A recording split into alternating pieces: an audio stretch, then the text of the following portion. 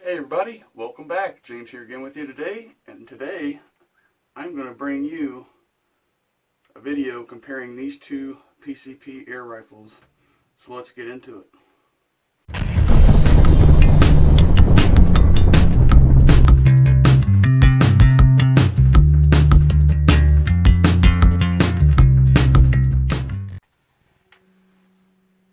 So what I have here is a 22 cal Umarex Gauntlet and a 22 cal Benjamin Fortitude Gen 2. And today I'm going to tell you or compare them to each other in similarities and differences and see what they do downrange at 25 yards and at 50 yards. And then make my final thoughts, and then you guys can decide, if you're in the market for one of these, which one to get. I'm going to start off with the comparisons. So again, both of these are 22 cal PCP bolt action repeater 10 round magazine rifles or single shot tray, but they both use the same exact magazine that was designed for the Marauder. Both are regulated at 3000 psi. They have a quick disconnect Foster fitting. You can see the Foster fitting on the bottle and the Foster fitting on the cylinder of the Fortitude. These rifles out of the box do not come with sights. So they only have 11 millimeter dovetail rail system on here that you can mount dovetail rings or sight or whatever you need to do, but they do not come with sights out of the box. Another feature both of these rifles have, as you heard me mention, they are regulated. So once you reach that regulator pressure, it doesn't matter where you pump at or how much you air up. At 3000 psi, you can shoot in between the regulator pressure and the 3000 psi on both guns. Now let me cover the differences of each. The Umarex Gauntlet, heavier gun out of the box, about 9 pounds without an optic. It's free floated, and it's got a bottle that can be disconnected. So you can change out your bottle to bigger size or smaller size or whatever you want to do. The Fortitude just has a normal air cylinder. You can see that the Umarex Gauntlet is free floated. The Fortitude has a barrel band, but in my opinion, that's why you see a zip tie on there, because it does not do anything. I'm using the zip tie as a spacer because the barrel with the shroud on it, which again, both these are shrouded, both these are suppressed, so forgot to mention that part, but the barrel band on the Fortitude isn't doing much, in my opinion, and you'll see why here in a minute. But the Fortitude itself is based off the Maximus design. It has the Maximus stock on it, the Maximus air cylinder, but with a Marauder style receiver and magazine.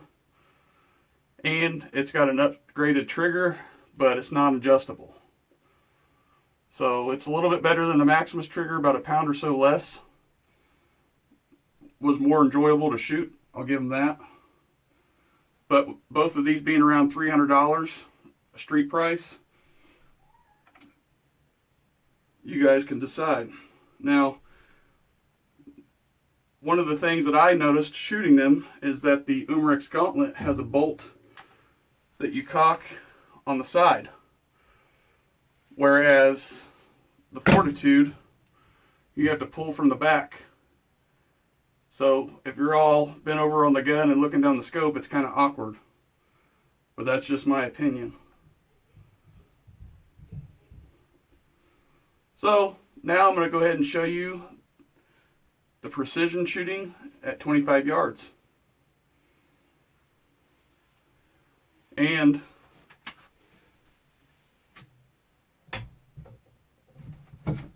I'll be doing that through this Pinty 3-9x40 compact scope through a scope cam through both guns. So check it out.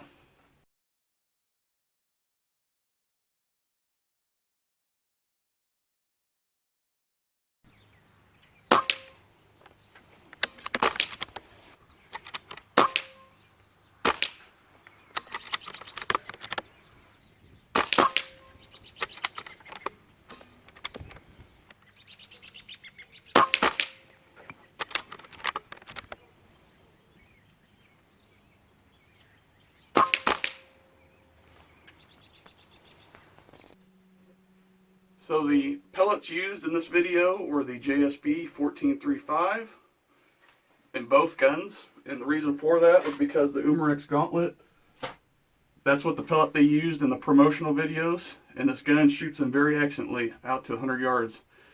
If you've seen the American Air Gunner video of everybody shooting this gun, it can definitely shoot sub MOA at 100 yards with those pellets.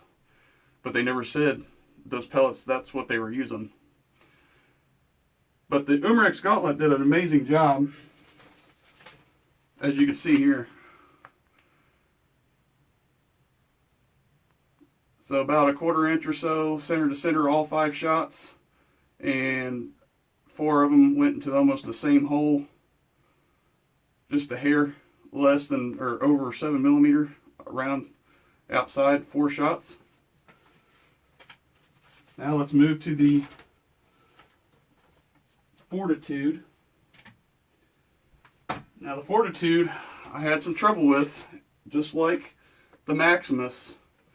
And I broke it in the same way, cleaned it the same way, and you can notice here downrange the target already had some holes on it, and there's a reason for that. So the last 5 shots that I got to group well, over a 1/4 inch center to center, all 5 shots, and the 5th one was the flyer, but 4 of them again about the same group as the Umarex Gauntlet. Very impressive, but the reason why that happened was because the shroud was touching the air cylinder, so I had to separate it. That's why all these shots are all over. So this is my first group. Then I put the spacer on. This is my second group, and then it tuned back into the harmonics. So I was adjusting my reticle, but not that much, and due to the pressure of lifting the barrel up. So you can see here, that's what happened.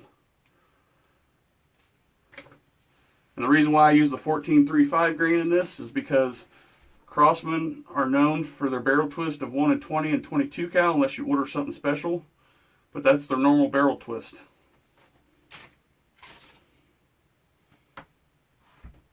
So now I'm going to show you guys and have some fun at 50 yards what I could do with both these rifles.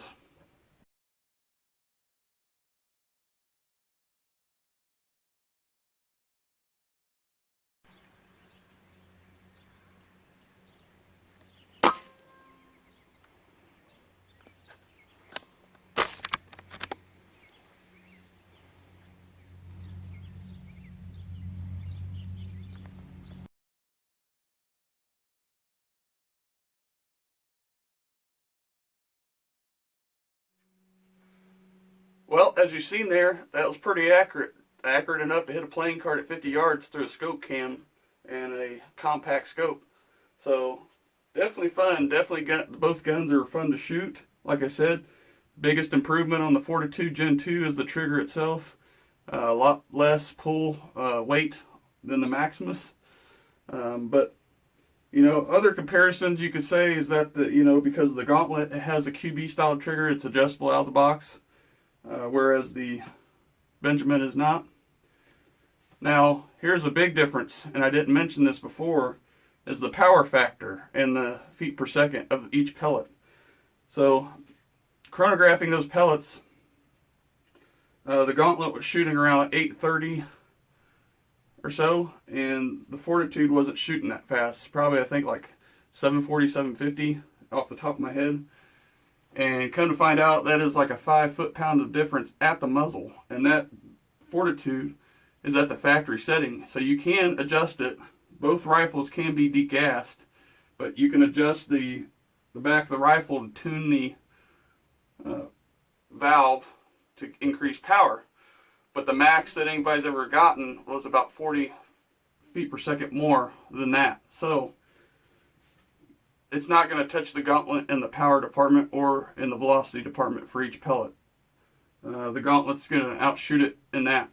And accuracy wise, to me they're both about the same. But again, I wish that Crossman or Benjamin, with them putting a barrel band on it, there's nothing to keep the barrel there's nothing to keep the barrel separated from the air cylinder. There's so much of a gap in here that it's causing the shroud to touch. And the cap for the air cylinder is not that great either.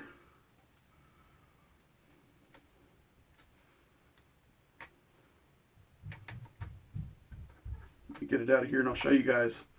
It's just unreal. And nobody'd even know about it, and you just assume that the gun doesn't shoot well. So you can see there that there is spacing up to the air cylinder, but to the barrel band, it's touching the air cylinder. There's so much play in here. So, anyways, guys, I just wanted to give you a comparison. Both rifles, again, did great. They both get about the same shot count, 60 to 70 shots on a fill. They are not hand pump friendly, if you're wondering, especially if you're new to PCPs. 3,000 PSI, and with the air cylinder or bottle, it could take a minute to get it pumped up. And it might wear you out depending on who you are. So, definitely a light rifle though, I'll give them that. 6 pounds out of the box is light for a PCP.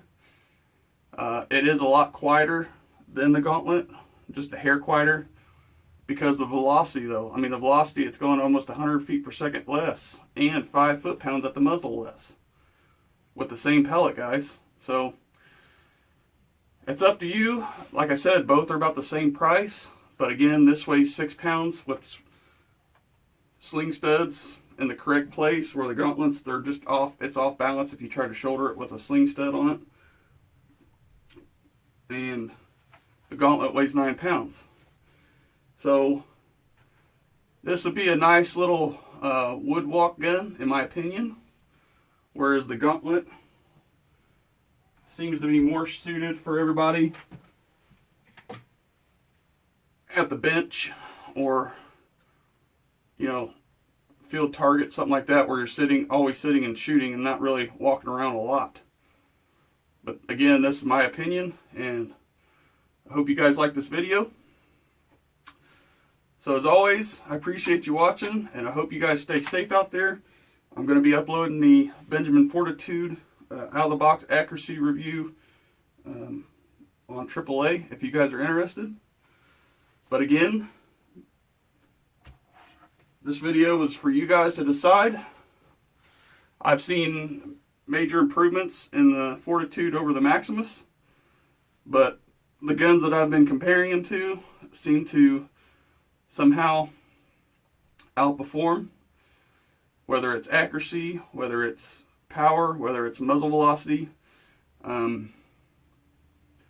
Really, the only reason why I think that the Benjamin Fortitude couldn't do better is because of that shroud problem, in my opinion. But I got it fixed, and I wanted to show you guys the best of the best. So again, hope you guys enjoy the video. Stay safe. We'll see you on the next one.